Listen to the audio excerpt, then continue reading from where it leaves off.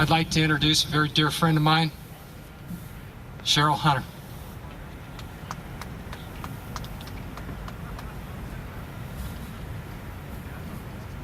Good afternoon in this incredibly hot weather.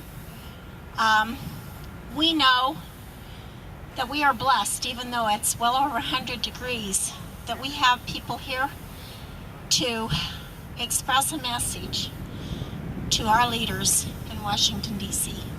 I am Sheryle Hutter, and I am a surviving grandmother of parental alienation and some of the worst charges against my son that can be endured.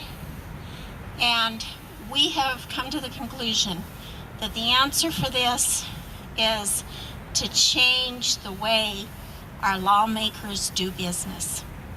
And with that, we plan to make sure that they are not conducting business to support the DV industry, the divorce industry, and they start thinking about we the people.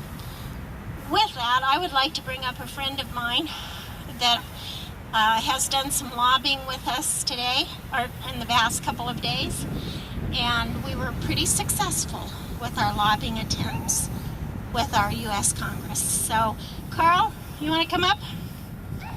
And today, what we want to talk to you about is legislation and court watch.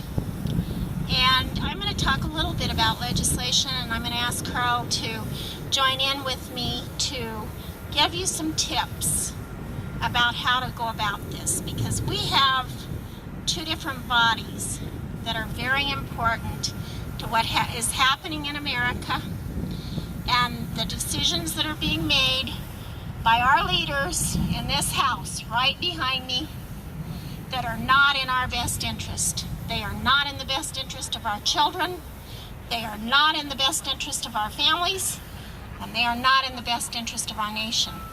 We are asking President Obama to hear our message and understand that it is time for change.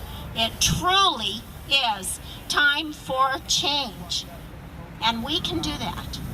Banding together, going to our state house, becoming aware and knowing our representatives and our senators at the state level, and coming to our U.S. Capitol and talking with our U.S. representatives and our U.S. senators, and certainly talking to them as they come into your state as your state congressional team.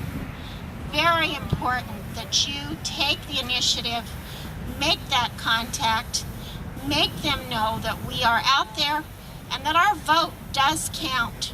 It's very important.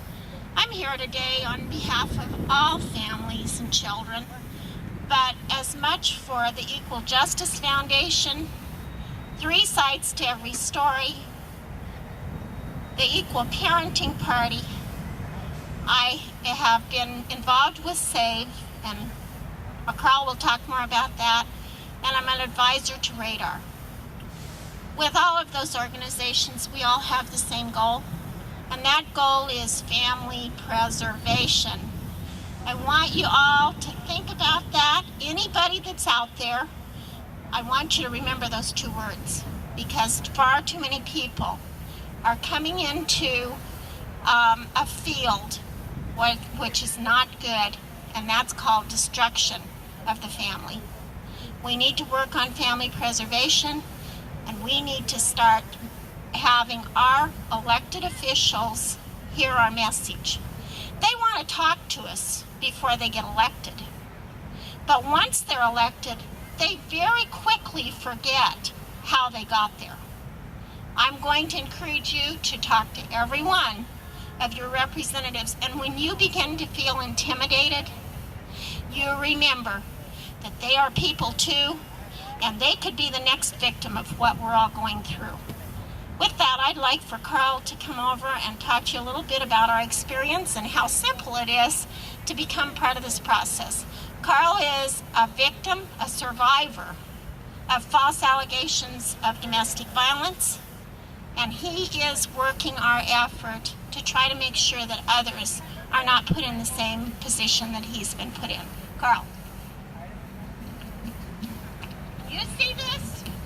It says, we love our country. It's the government we're afraid of.